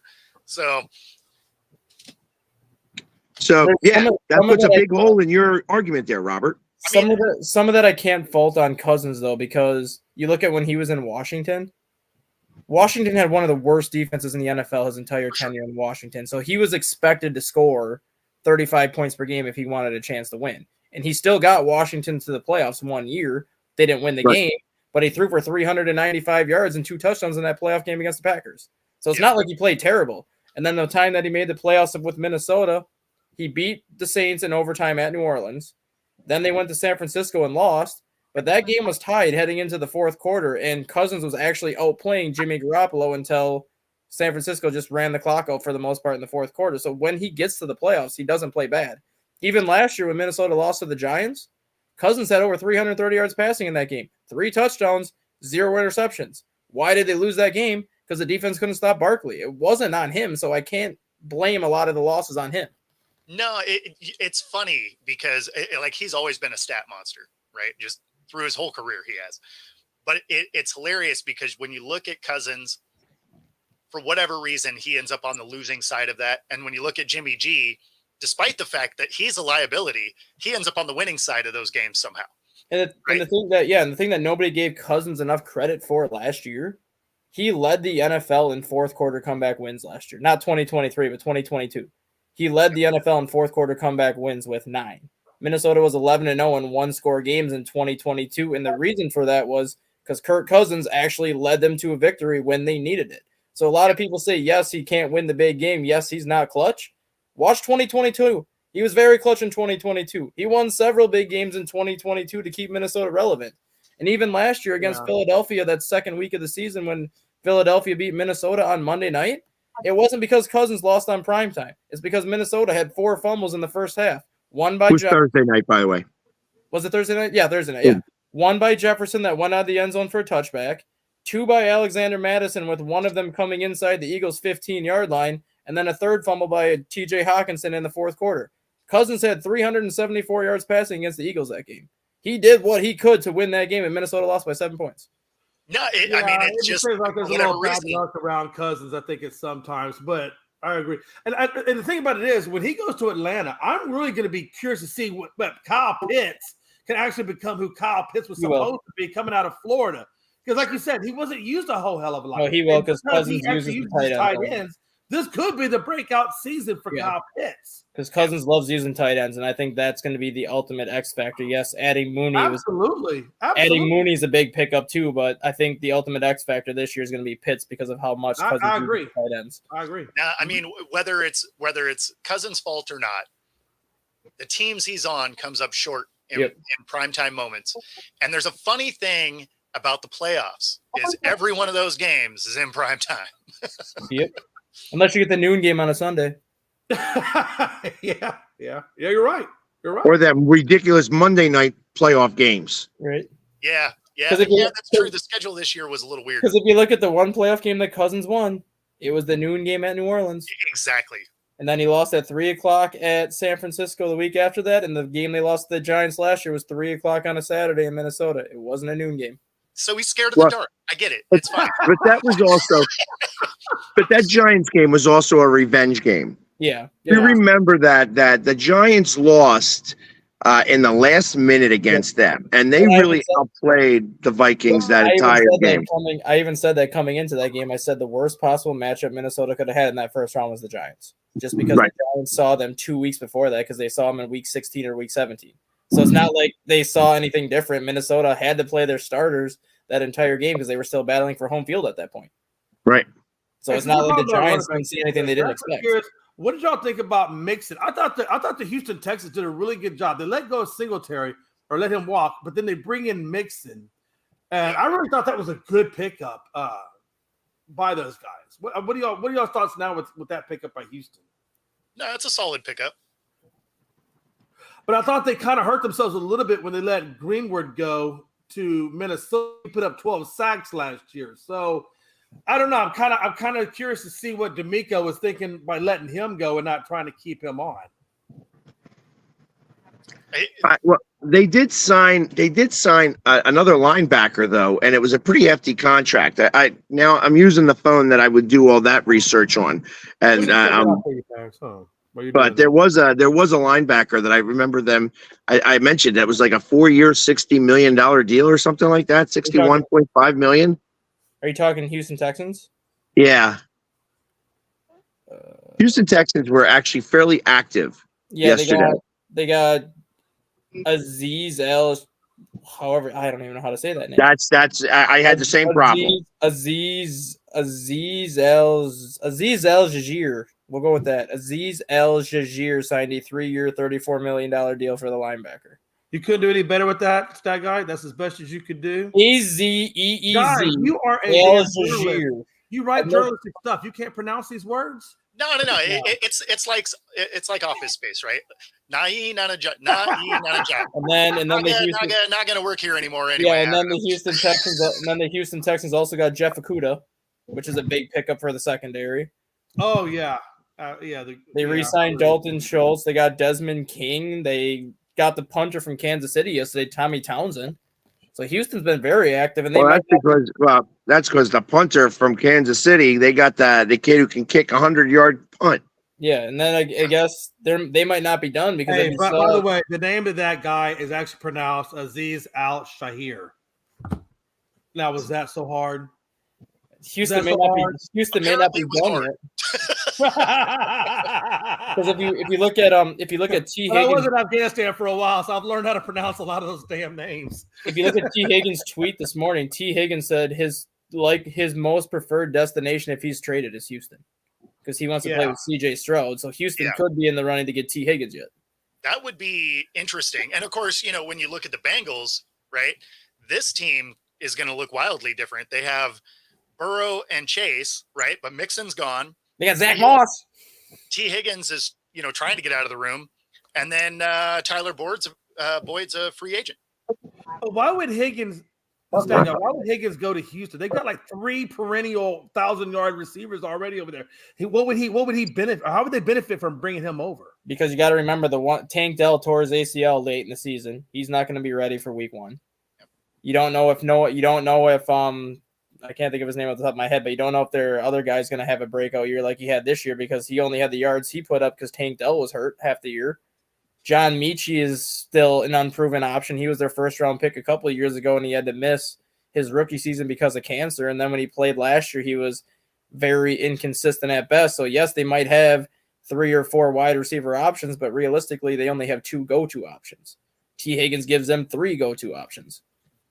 Well, don't forget Dalton Schultz, though, too. That's a third go-to. Yeah, but he's the tight end, though. I'm talking like wide receivers. That's CJ Stroud. Talking wide receivers? Okay, I understand.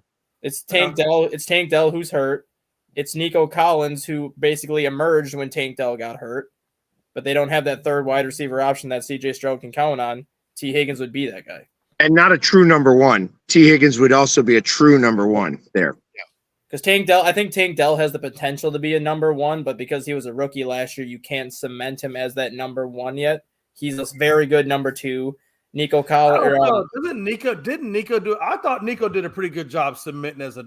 I feel like he's a wide receiver. Well, he was the number 1 option because Tank Dell got hurt, but he was their number 2 option pretty much all season. So Tank Dell. I'm saying if it wasn't for Tank Dell doing that, I think you could slide Nico, and I think he could do the wide receiver 1. I do too, but.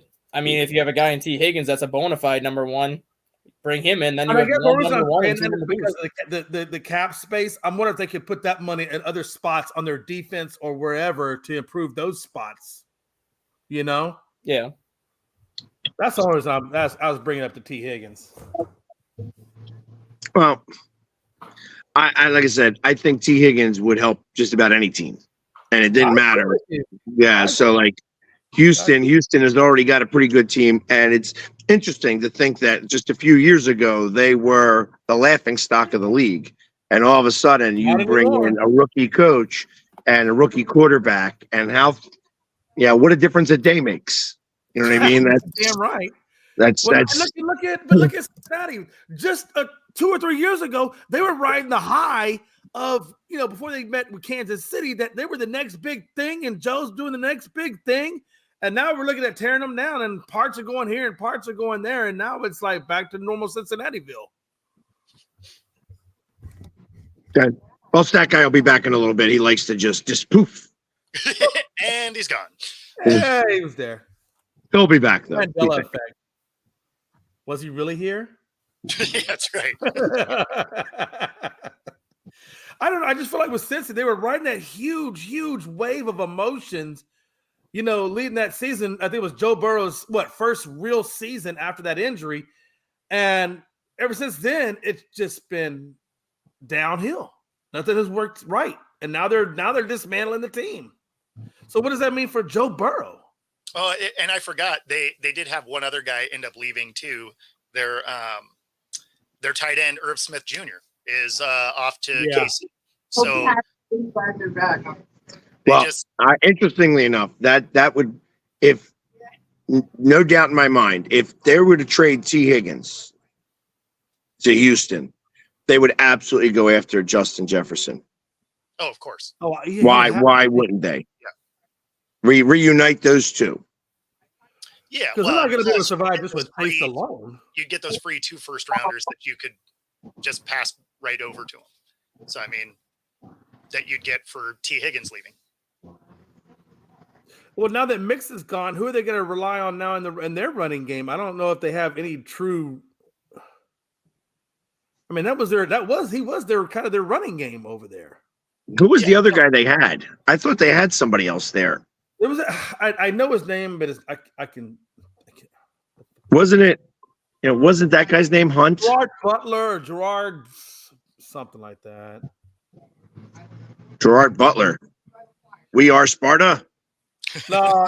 I think his first name is Gerard or something like that. I don't know why I said Butler, but I think his first name is Gerard.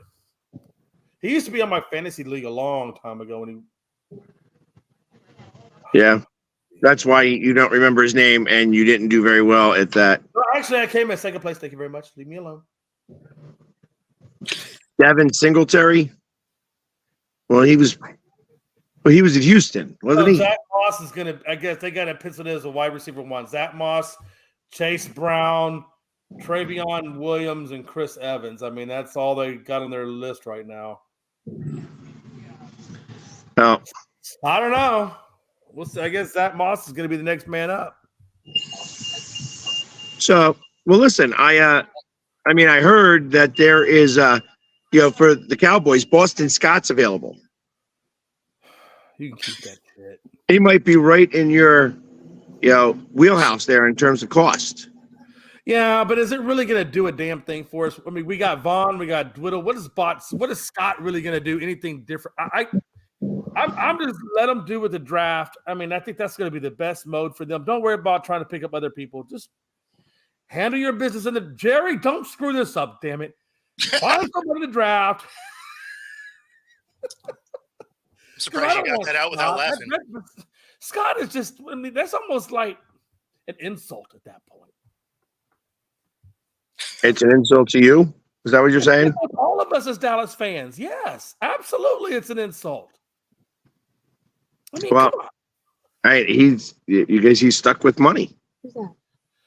Yeah, I know. And that's the downside to the hard cap, right? Is because you're right. And Jerry, I mean, if I'm Stephen Jones' son, I'm thinking like, God, Dad got us into a lot of crap. Now I'm going to have to deal with this purgatory for a while to get us out of it. I mean, I got to think he's having these conversations in his head, right? I mean, come on. He's like, I love you, Dad, but time for you to retire. Yeah. At some point, do you think that he has something an escalator in his will that says, as maybe Stephen is the executive, like, hey, maybe Dad's a little incompetent. Maybe he's running the business into the ground, and maybe we need to remove him from office and let me go and take over this shit. I mean, I don't know. I'm just saying that what rich people do, they put people in place that can, if they're incompetent, they can take over. He's ready to micromanage and be in front of the camera. Well, my hope and my thought would be maybe that he would be a little different than his pops, but maybe he may be the same. I don't know. I don't know. Do you think that he would get a GM? I would hope so. No way. I would hope so. That is. I don't know Steven all like that. I know Gary like that, but I don't know Steven as a person like that, or what he's done business wise is like that. No, he's going to take over and leave Jerry as the GM. Even after he passes away, he's going to, from the grave, 100%. he's going to do seances with a Ouija board and say, "Who should we pick now?" No, it's going to be an urn. He's going to put the urn at that desk, and the desk is going to be just sit there with an urn in a picture frame. He's gonna have speaker box with of pre-recorded forward drafts. He's like, oh, this kid's a red shirt this year, but in 4 years, even though I'm already gone, I want him in the first round. And it's all going to be on pre-recorded messages played on a tape machine behind the urn with his picture. That's how it's going to be. That's amazing. Well, I feel like what's going to happen is in his last thing before he actually leaves the team, he's going to bring in Belichick. So after you guys stink this year, he's going to fire McCarthy. Like I feel like last year, you guys, I was waiting for the implosion to occur and it didn't. Yeah. And not that I think that, I was wrong with my thought process. I think that I may have been a year ahead. I think that implosion is going to happen this year. And I'm fine with that. Can I tell you why? Because look, at some point, no, seriously. I think sometimes I believe in the thought process of sometimes you got to take a step back to really take some steps forward. And so I'm okay if we suck to that point. Matter of fact, I'm really hoping we do. And Mike will lose his job. And then hopefully something will happen right. I'm hoping. Now, again, I'm a Cowboys fan, but I am a realistic person, and I have probably the same that he probably will get fired, and we'll bring somebody similar to him. I don't think we're going to go out and get who I would like to see them go get. Right? I would like to see them go get a guy like Lovett. I think he's an exceptional mind. I think he's done great things, and I like the youth movement, and I think he could do really good things. I don't think he gets fired because this is the last year of his contract anyway, right? Yes. So I wouldn't necessarily fired. It would just be let go and bring on somebody different, right? Yeah, they'll just elevate Zimmer. You know what? That's the sad part about it. I mean, the devil could be better than the devil you don't. I don't know. Well, I think Zimmer is going to be part of the reason why you guys have the implosion. And I would not disagree with that. Mm-hmm. I mean, look what he did out there in Minnesota towards the end before they got rid of him. I mean, what did he really do? I don't think elevating him is a good move. I just think it's something Dallas would do. You're actually saying that would be the typical Cowboy thing to do. 100%. I agree with you. No, I'm with you. No, listen, we are simpatico. I know you're saying it. I agree with it. Look, I've been living this now for 30 years. I'm telling you, that's why I didn't even put up an argument with what you said. I said, yep, that's probably exactly what will happen. Not what I want to happen, but what would happen. Yeah. Sometimes you got to wait for management to just die off before you can get better. And they're doing such a good job of that. Like, that's Jerry Jones is going to be around for a long time. Jerry Jones is that Keith Richard era guy. It's just going to live forever somehow, despite the fact he's trying to kill himself all the time. Hey, listen, he goes and gets those blood transfusions and stuff like that. He recirculates the blood. They have ways of being able to take a consciousness and put it into a computer and then switch avatars, bodies, and stuff like that. Upload. You ever see that movie Upload? There's a series called Upload. Yeah, it's a good show. It's a good show. Yeah, that's what's going to happen. Jerry's going to be uploaded. Steven's going to go in that little suit that will put him into the upload, and they're going to have conversations, and that's how it's going to work out. Yeah. God, I hate my life. Or you go, I'm going to go old school sports movie here. Heaven Can Wait. Oh, man. That's been a minute. Hey, which one was it Ted Cobb? Which one had themselves cryo frozen? I want to say it was Cobb or somebody that had themselves cryogenically frozen. Remember? Ty Cobb. Yeah. Maybe Jerry just gets cryogenically frozen, waiting for a cure, and he just comes back. Cure to what? Old age? No, like the point where we could take a brain and put it into another body. Or They can already do that now. Some kind of crazy shit. I don't know. I mean, I don't know what rich people do. They do all kinds of crazy stuff. Hey, listen. That's a world I don't know about. I figure they're going to bury him underneath that field.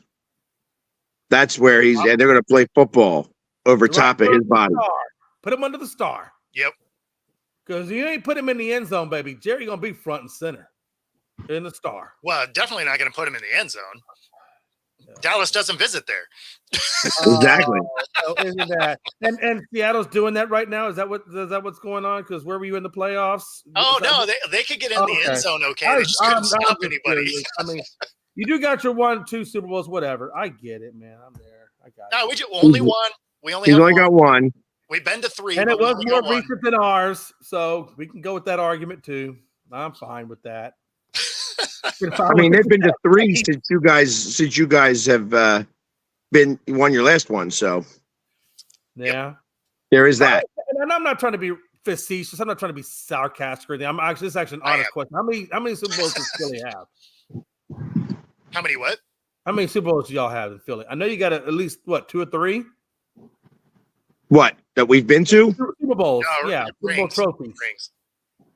Yeah, we have one. Yeah. We have championships. Huh? We have championships. Yeah, but not. You've only got one. I thought you had a Super Bowl in the earlier than that. We've been to 4 now. Okay. We've won 1. Okay. Yeah, I for some reason, I guess I thought during the Dick Vermeil years, I thought maybe you guys might have captured 1. Well, no, we didn't win any there. We went one time, and then we had in 1981 was the first strike. Yeah, I think that's what occurred there, and then then we had the Marion Campbell years, which stunk, and then ultimately we wound up getting Buddy Ryan, which was fun, but yet, and all the championships were being won by Jim Moore and the Philadelphia Stars. God, it's been a long time ago since that one. Yeah. Yeah, and that was okay. Yeah, Jim Moore. That's where Jim Moore came from. He was the coach of the Philadelphia Stars. And that was with Chuck Fusina at quarterback, Kelvin Bryant as the running back. We had Sam Mills as our cornerback or safety, and we did. We went to the championship. It lasted 3 years. We went to the championship all 3 years.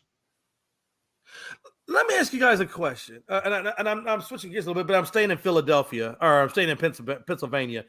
When you slide over to Pittsburgh, we look last year. Take George Pickens for example. Last year with the Steelers, there was a lot of things about him saying that he should have produced more yardage. He should have done this. He should have had more catches, and so forth. And then a lot of the people he was kind of saying, well, throw me the ball more.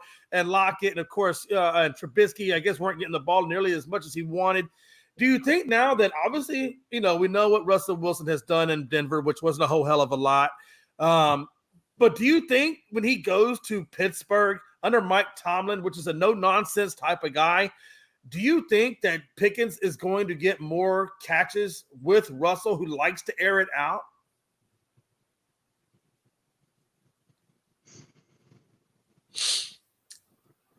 It depends on if they go 3 and out a lot, because he doesn't like his tight ends that much. Right.